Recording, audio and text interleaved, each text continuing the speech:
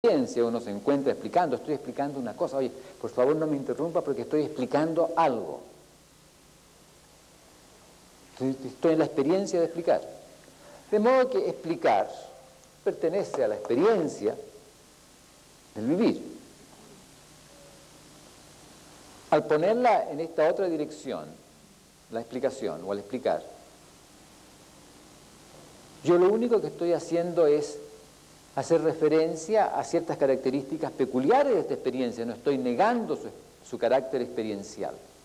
El observador explica.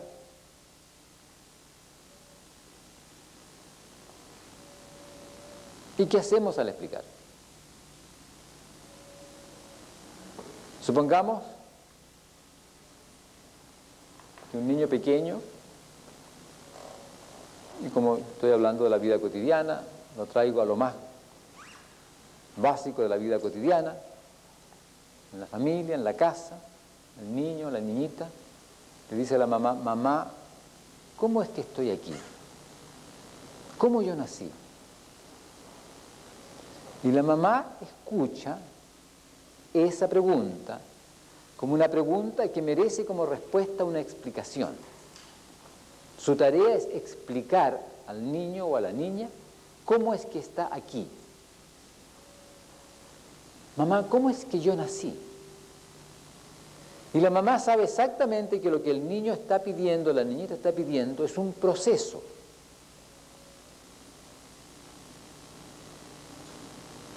Que como resultado de su realización dio el que el niño o la niñita esté aquí. Si la mamá o el papá le dice, bueno, hijo mío o hija mía, estás aquí. Sí, mamá, sí, yo sé que estoy aquí, pero yo te pregunto, ¿cómo es que estoy aquí? Es decir, el niño no acepta esa respuesta. El niño o la niña quiere una clase particular de respuesta. Si la mamá o el papá le dice, hijo mío, a ti te trajo la cigüeña de Europa. ¿Cómo es eso, mamá?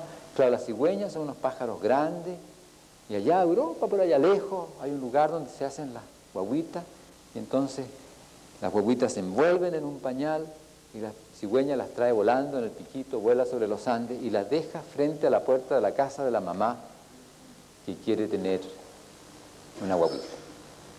Ah, mamá, así es. Sí, hijo mío, así es. Gracias, mamá. Fíjese que eso el niño lo acepta. ¿Y qué es lo que le ha propuesto la mamá? Un proceso. Hay un lugar allá, en ese lugar se hacen las guaguas y las cigüeñas pueden tomar una guaguita envuelta en un pañal y llevarla y depositarla. Es decir, si todo eso pasa, el resultado de que pase todo eso es que en la puerta de la casa de una mamá o de una familia, en la mañana hay una guaguita.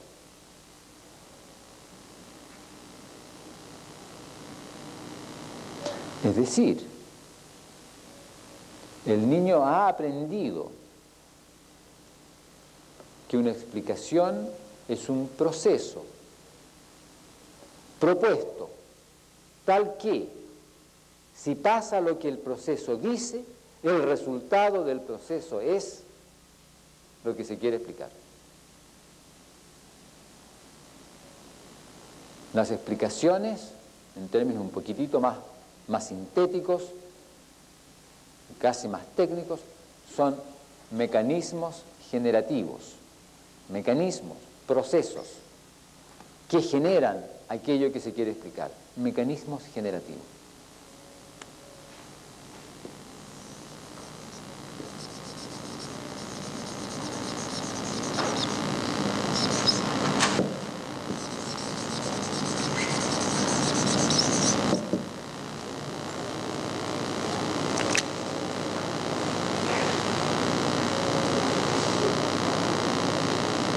Ahora, lo más probable es que este niño o niña, algún tiempo después,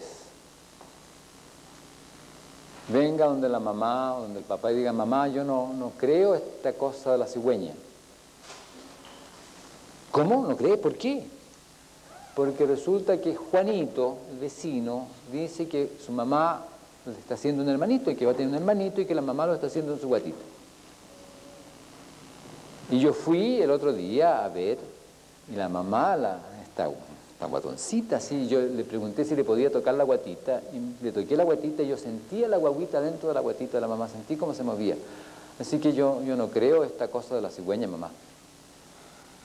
Entonces la mamá le dice al niño, a la niñita, hijo mío, hija mía, ya eres grande, ahora te puedo explicar las cosas de la vida, y le cuenta la semillita y el útero y el espermio y el óvulo, y crece la guaguita y que después la guaguita sale. ¿Y qué es lo que le propone? Un mecanismo generativo. Si pasa todo eso, el resultado es que un día sale una guaguita del vientre de la mamá. Y el niño o la niña dice, ah, gracias mamá, y se va feliz. ¿Y qué pasa con la primera respuesta? ¿Qué pasa con el cuento de la cigüeña? Es desdeñado, ya no es una explicación. Ahora la explicación es, las guaguitas son hechas por la mamá, en un órgano que la mamá tiene, que es el útero, y salen por un camino que la mamá tiene, para que las guaguitas salgan.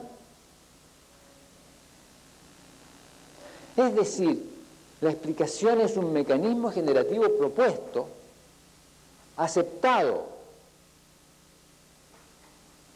por un observador. Si no es aceptado como haciendo lo que propone por el observador, entonces no es una explicación. Cuando alguien le dice a uno, yo no le creo a su explicación, lo que le está diciendo es, el mecanismo generativo que usted me propone, yo no lo acepto.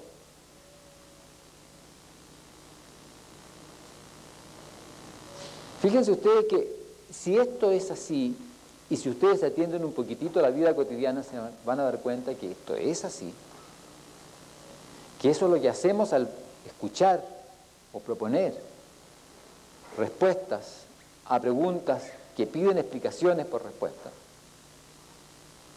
Se van a dar cuenta de que las explicaciones no son en sí. Las explicaciones son modos de relaciones interpersonales. Son modos de relaciones interpersonales porque la explicación se constituye en la relación, en la proposición de un mecanismo generativo y su aceptación. Si no hay aceptación del mecanismo generativo propuesto, no hay explicación. Si no hay proposición de mecanismo generativo, no hay explicación. Pero la explicación se constituye en la relación de dos personas, la mamá y el niño o la niñita, el profesor y el alumno, o dos personas cualesquiera, entre las cuales surge la pregunta que pide una explicación por respuesta. Las explicaciones son relaciones humanas que surgen como respuestas a preguntas que piden explicaciones como respuesta y deben satisfacer dos condiciones. Una condición formal, ser mecanismo generativo, y una condición informal, satisfacer algún criterio que el observador pone en su escuchar, tal que, si ese criterio es satisfecho, el mecanismo generativo propuesto es aceptado. Y en el momento en que es aceptado, se configura o se constituye como explicación. Las explicaciones no lo son en sí. ¿Y qué mecanismo, qué criterio, pone uno en su escuchar? ¿Qué criterio adicional debe satisfacer el mecanismo generativo propuesto? Cualquiera, el que uno pone en su escuchar.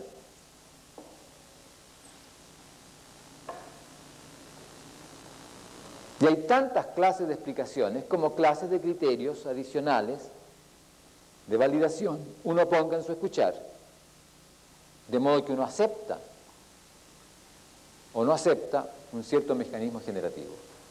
Si lo acepta, ese mecanismo generativo se constituye en explicación. ¿Qué criterio adicional ha puesto el niño de modo que la segunda respuesta es una explicación y la primera ya no?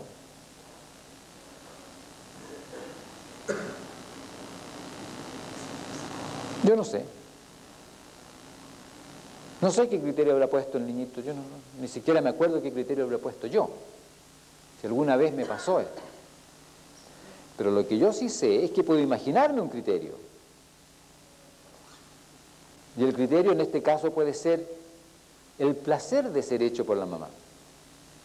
Es la cercanía involucrada con la mamá. Esta proposición es más rica. Yo la acepto, yo mamá, yo creo eso, yo acepto lo que tú me dices. Es rico ser hecho por la mamá. Porque las dos proposiciones explicativas son igualmente triviales en lo que se refiere a que tienen que ver con la vida cotidiana o igualmente maravillosas.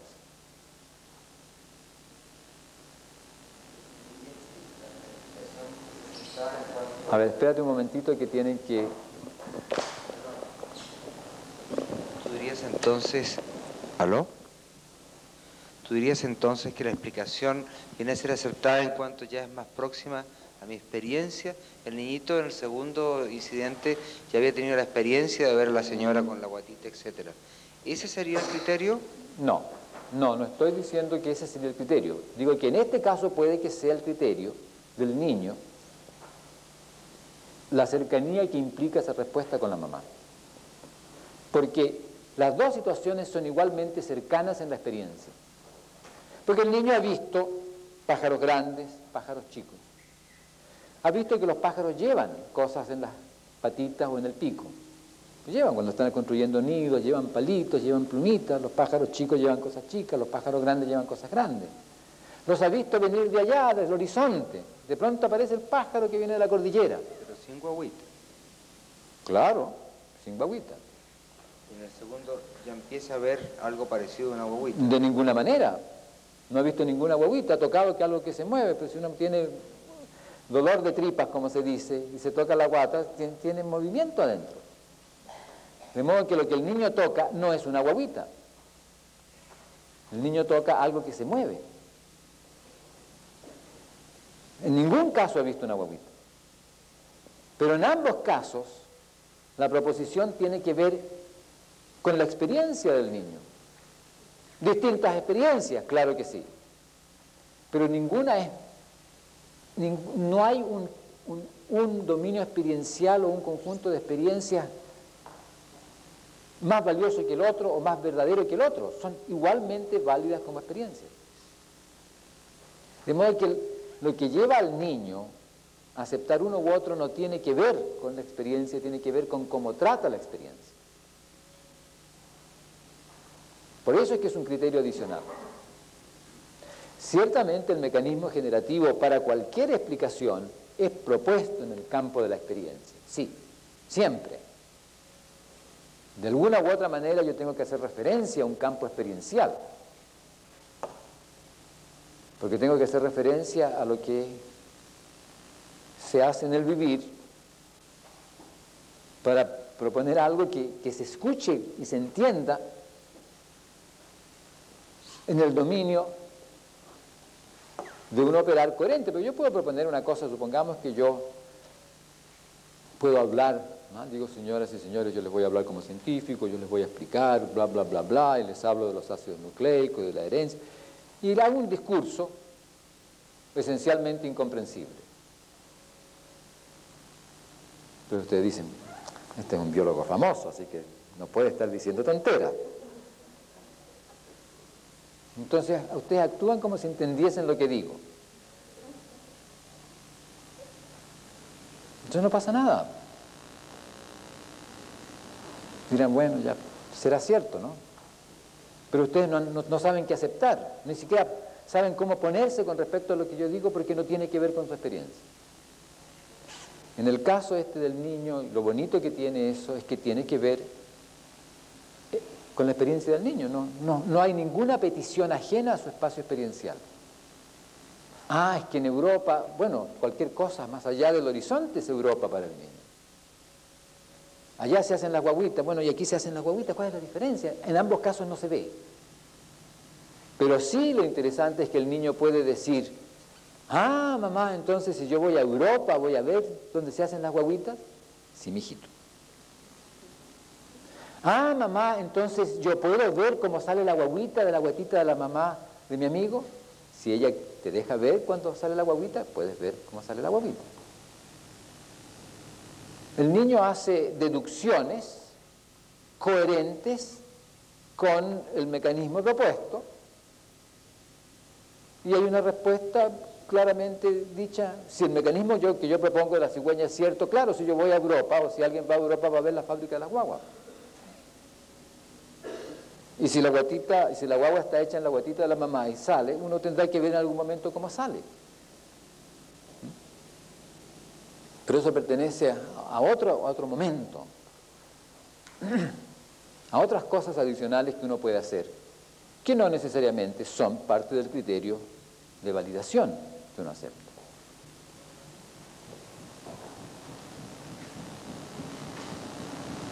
Es decir,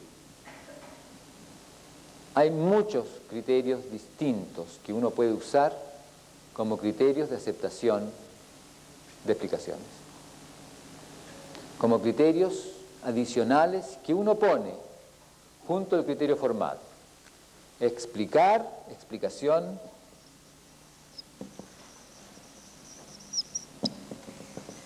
involucra aspecto formal,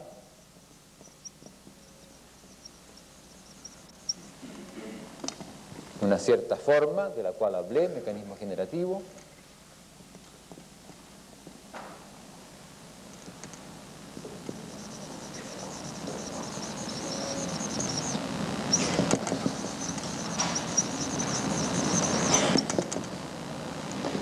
Aspecto no formal.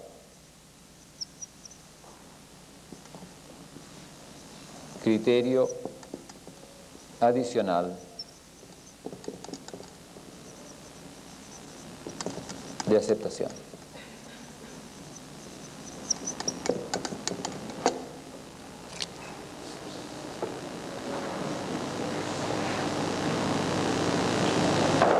Y esto es válido, esto es así para cualquier explicación, porque eso es lo que constituye la explicación. Entonces las explicaciones no son en sí, son modos de relaciones interpersonales y deben satisfacer estas dos condiciones. En tanto yo les propongo una explicación o intento proponerles una explicación para el observar, yo debo satisfacer estas dos condiciones.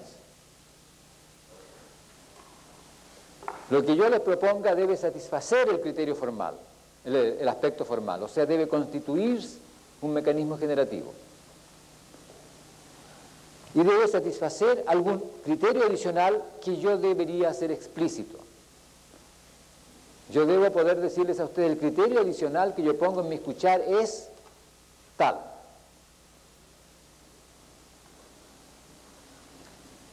Si yo hago eso, ustedes sabrán exactamente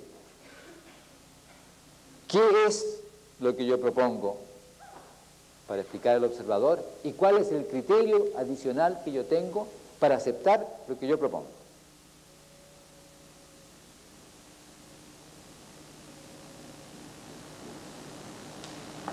Voy a hacer eso en algún momento.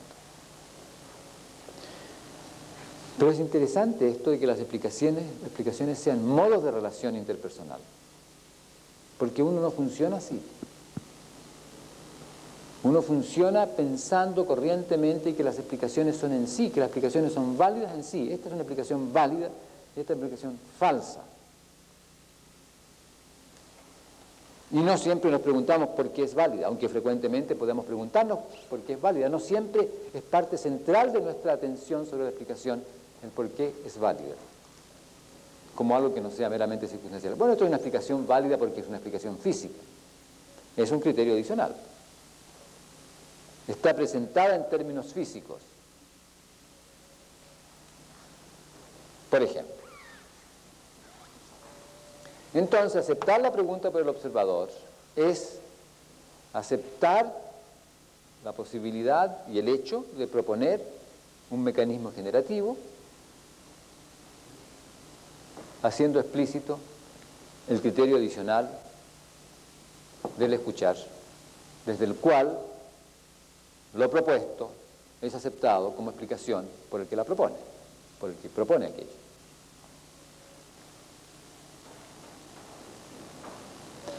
Noten ustedes que en el momento en que yo acepto la pregunta por el observador, acepto que las características del observador son secundarias a algún proceso.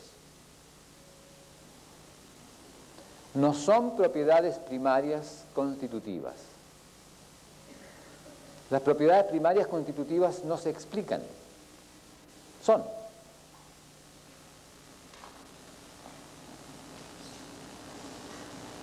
¿Cómo es que las distintas bandas espectrales, cuando uno descompone la luz, tienen distintos colores? Son así. No hay nada que explicar, son así. Uno las ve así, por ejemplo. Si acepto que el color es explicable, lo que acepto es que uno debe proponer un mecanismo generativo, de modo que la experiencia cromática sea un resultado de otra cosa. Entonces ya el color no es una propiedad de la luz. Si es propiedad de la luz, no hay nada que explicar. Pero si resulta de otra cosa, entonces uno tiene que explicar. Si las habilidades del observador son propiedades constitutivas, uno no tiene nada que explicar. Es decir, en el momento en que acepto la pregunta por el observador, acepto que las habilidades del observador no son propiedades constitutivas. Resultan de algo. ¿Y resultan de qué? Bueno, de su biología, en último término, vamos a mostrar que resultan de la biología. ¿Sí? Un momento.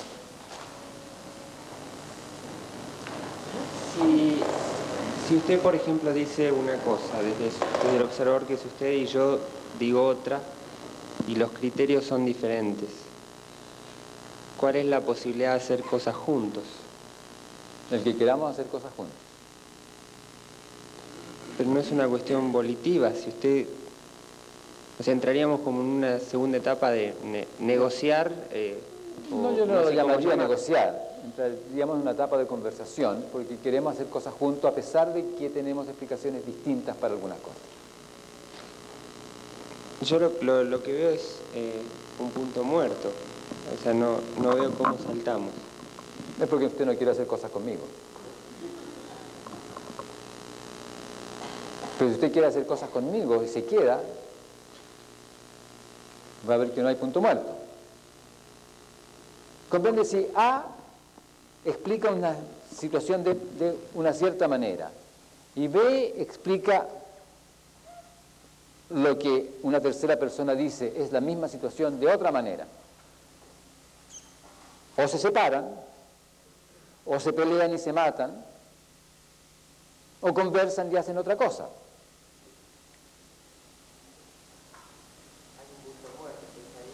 Yo no sé si es punto muerto. ¿Por qué punto muerto? No sé. Lo que yo digo es que si A opina de una cierta manera, explica una cierta situación de una cierta manera, y B explica lo que un tercero dice y es la misma situación de otra manera, aquí lo que va a pasar es que se separan, o se pelean, o conversan y hacen otra cosa. ¿Dónde está el punto muerto?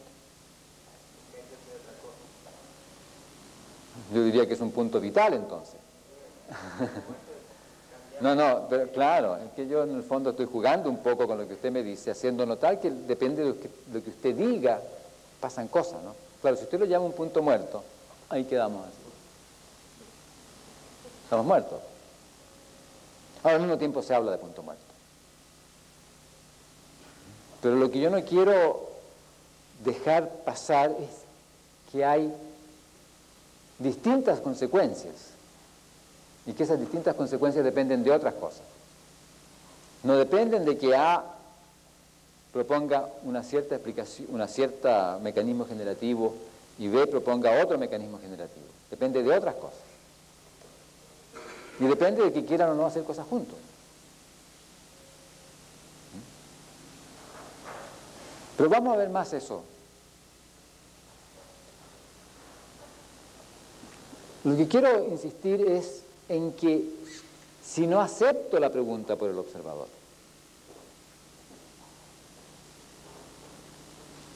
trato a las habilidades del observador como propiedades constitutivas.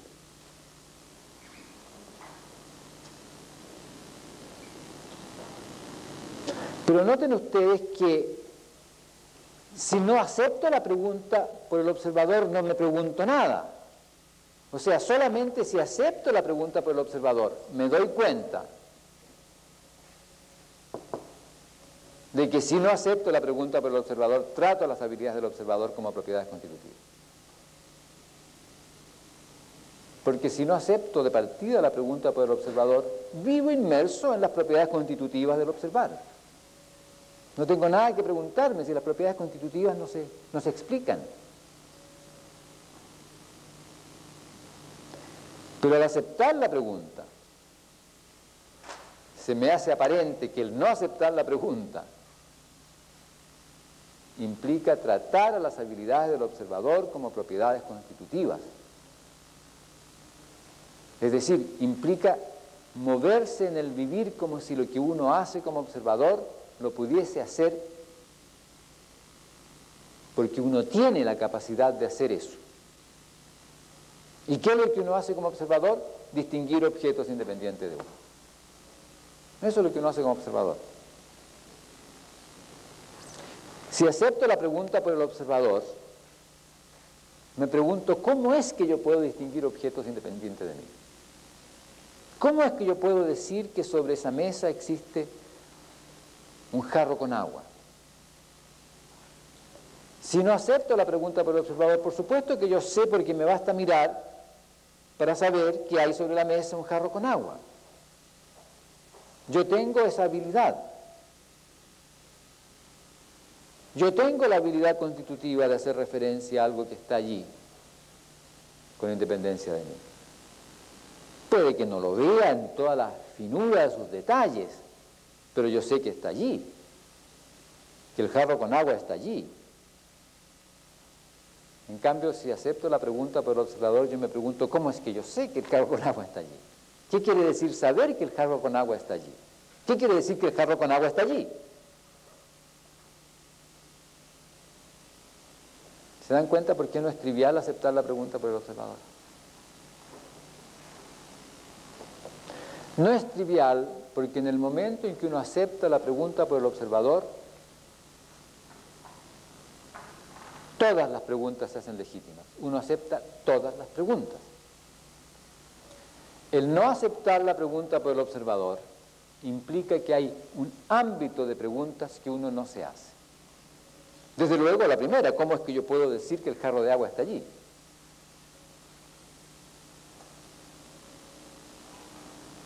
De modo que estos dos caminos que resultan de aceptar o no aceptar la pregunta por el observador tienen consecuencias diferentes. Y podemos vislumbrar que si el explicar es un modo de relación interpersonal, las consecuencias diferentes de aceptar o no aceptar la pregunta por el observador van a ser en el dominio de las relaciones interpersonales. Vamos a ver eso.